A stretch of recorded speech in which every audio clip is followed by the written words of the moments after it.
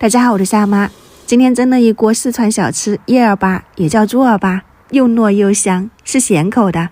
里面的话呢，馅料自己炒就没那么油，我总觉得外面的真的太油了。里面一定会放的芽菜才是正宗的口味。先给它淘洗几遍。这个四川朋友分享给我的，我觉得味道还不错，就是很香很脆。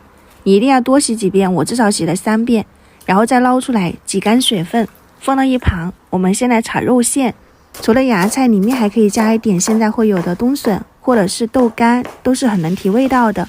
先把肉末给它炒散，我用的是前腿肉，没有用五花肉，五花肉就油太多了。然后再加上我们切好的配菜，先给它翻炒均匀，把水分炒干了，再加入芽菜一起翻炒。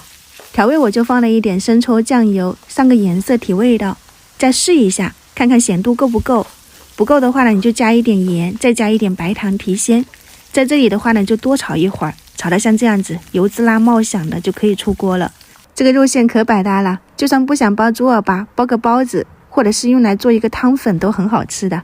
热的时候是散开的，你放到冰箱去冷藏定型。这个猪油凝固了以后，就加一点葱花，给它搓成这种肉团子，就可以来包了，很方便。外面这一层我是在网上看的，娘姜叶有独特的香味，正宗的应该是用这个包裹的。没有的话呢，你可以用粽叶，或者是家里的玉米外皮衣，或者是用油纸给它包裹起来，主要是不粘手。它这种是有香味的，所以吃起来还是蛮好的。先给它剪成段，洗干净以后开水煮一煮，再过一遍清水就可以拿来用了。糯叽叽的外皮我是糯米粉混合一点大米粉，搅拌均匀，用开水和面，这样揉的时候不会开裂，蒸的时候外形更稳固，不会软塌。揉好是这种软硬适中，揪出一小块，搓圆，在中间转个小窝，包入我们之前搓好的肉丸子，用虎口慢慢往上推，收口捏合，再稍微搓一下，就可以放到叶子上面。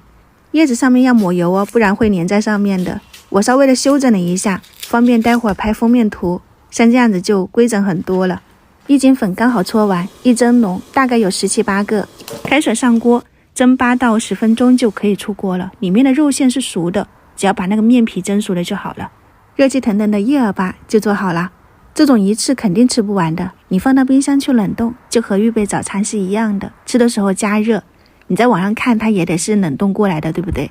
自己炒的馅内馅丰富，也不会太油，吃多几个也不会腻口。软糯的外皮搭上里面的咸香脆口，真的很不错。如果你也喜欢的话呢，可以去试一下。我是夏妈，我们下次再见。